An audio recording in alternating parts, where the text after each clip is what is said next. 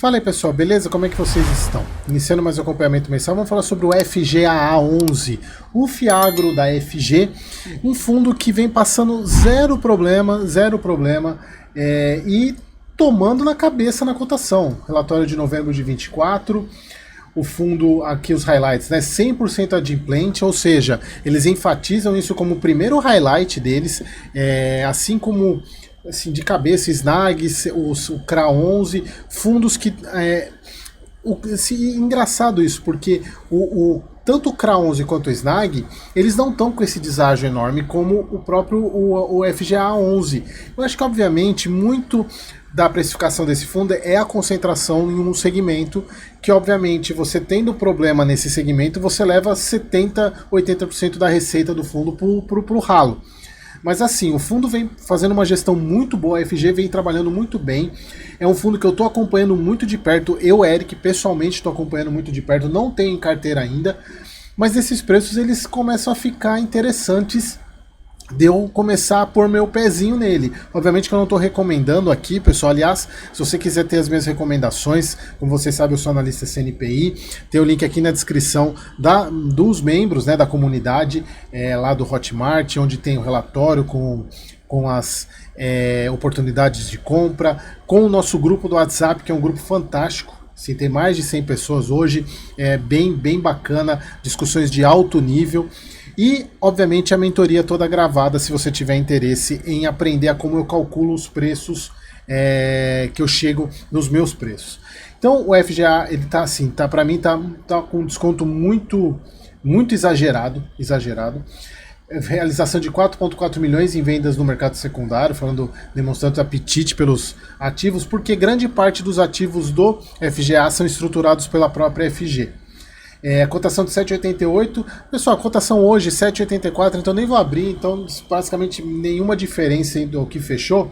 Desconto de 18% em relação ao patrimonial. Se a gente for ver isso, dá com a marcação, né, da CDI mais 7,3, o carrego da carteira, comprando nesses valores. Por isso que eu tô falando, bem interessante. E aí, um ponto que é importante, acho que vale a pena falar nesse momento, porque não tem. Como vocês sabem, o fundo ele é muito. Deixa eu só para mostrar aqui a questão da composição. Ele é basicamente sucroalcooleiro. Cadê? Aqui. Ele é 66,57% sucroalcooleiro. Obviamente que isso ajuda a precificar o risco do fundo. Mas assim, como vocês sabem, eu sou engenheiro agrônomo.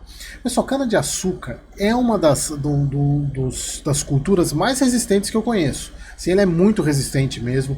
Até fogo, né, pessoal? A gente for ver, incêndio, ela até um tempo atrás, uns 10, 15 anos atrás, era permitido fazer queimada na plantação de cana-de-açúcar, no canavial, exatamente para queimar a palha e facilitar o trabalho dos boia-fria, né? Hoje não, hoje é com maquinária, então não tem, e a questão ambiental também, não é permitido mais a queimada. Mas para vocês verem, é uma cultura que aguenta queimada.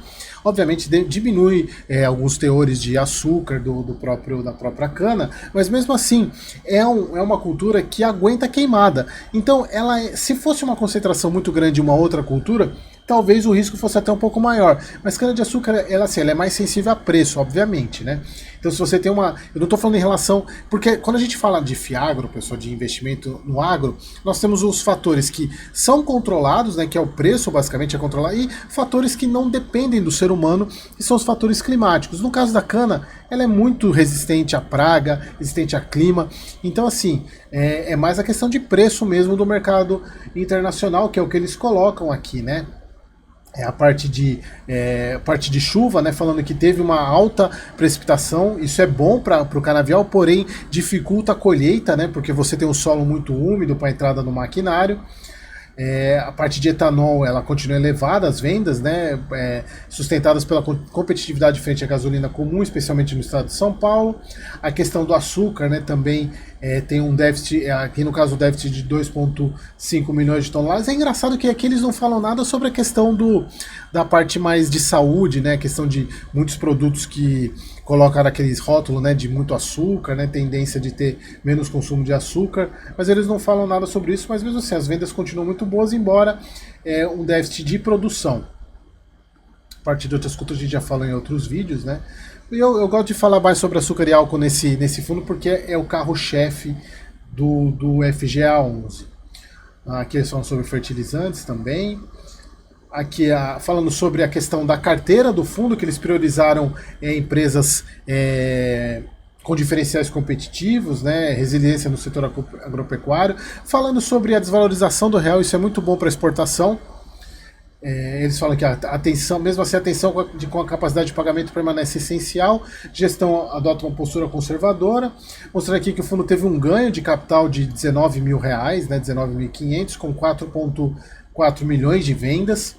Aqui as posições que o fundo fez. Aqui uma dica, se você for gestor do FGA que está me assistindo, coloca a taxa, né? Fica bonitinho se a gente saber qual é a taxa que vocês compraram o CDI, porque aí eu tenho que vir aqui e olhar, porque teve posição que o FGA aumentou, que eu até marquei aqui, né? Teve a da Jalles, foi CDI mais 1, Lean CDI mais 1,5, o Bifold CDI mais 3, Batatais CDI mais 2, se a gente for pegar aqui, né?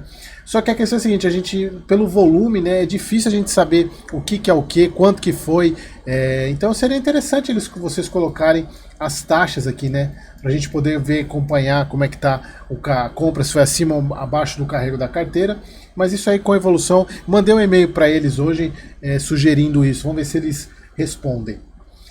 O fundo, eles têm 32 milhões em caixa, que é bastante coisa, mas eles estão falando que eles pretendem reduzir o caixa agora em dezembro e janeiro. Falando sobre a atualização do programa de recompra de cotas, né, que eles colocaram isso, lançaram, eu não sei se foi mês passado ou retrasado, e nesse momento seria espetacular, porque o fundo tem caixa e ele poderia aumentar o valor por cotista comprando, obviamente, por ser um fiagro, não tem regra específica para isso, então eles formularam uma consulta formal à CVM, né, para garantir a conformidade regulatória. Então, obviamente, ainda deve demorar isso, provavelmente o fundo vai se valorizar antes do resultado, mas que isso abra uma estrada para outros fiagros também fazerem isso, né? No caso de fundo imobiliário, o BRCO já fez isso, né? Já colocou isso no regulamento. No caso de FIINFRA, o CPTI também, né? Inclusive, se ele já deve ter até recomprado cotas. E o FGA aí começando nos fiagros, vamos esperar para ver se a CVM se posiciona. Quem sabe no próximo relatório eles já tragam alguma novidade sobre isso. Então aqui a questão do que a gente já falei, né? Do preço da cota, com o deságio que a cota está hoje. Aqui o maior exposição é ao Coeste, né, 15,1%. E aqui, pessoal, esses aqui são os pontos que de fato precificam, ajudam a elevar o risco do fundo, que são as concentrações. Mas como eu disse para vocês, na minha visão não é tão preocupante assim.